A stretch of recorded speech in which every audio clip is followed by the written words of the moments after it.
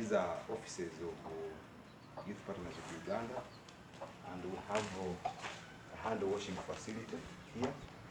Before you come to office, you have to first do the washing of your hands as per the COVID instructions. Those are the standard operating procedures of COVID-19. And when you come inside here, this is where we sit as a staff trying to do our work, and we have different projects that we are implementing. That is in human rights and child protection. We have HIV and sexual reproductive health. We have also environmental awareness, and we have also youth in sports and mentorship program, and we have a child sponsorship program. And currently, we received some donation of machines.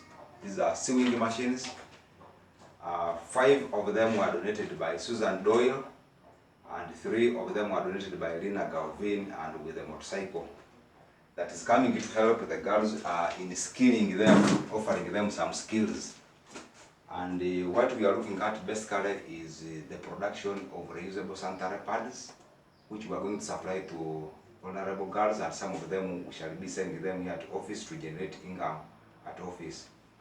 And as per the effects of COVID-19, many of the girls are gathered at home, especially these are younger mothers, orphans, and other children from child-headed families.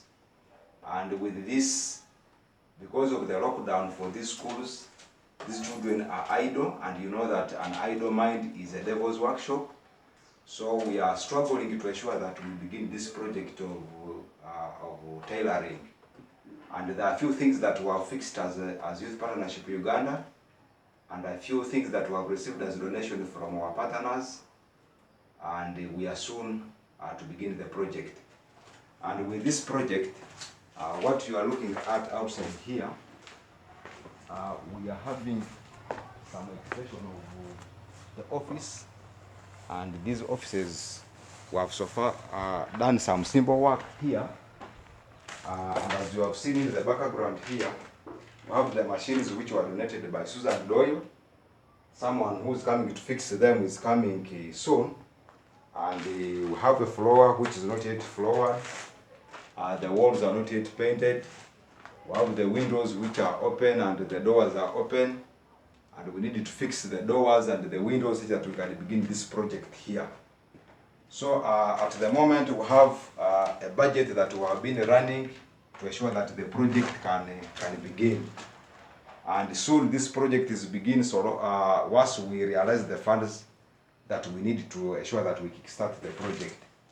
Good of it, the materials were also donated by Susan Doyle, and we have them in our store, which will be used by the learners. And we hope that when we finish up the work that we want to do as per the budget that I'm going to send,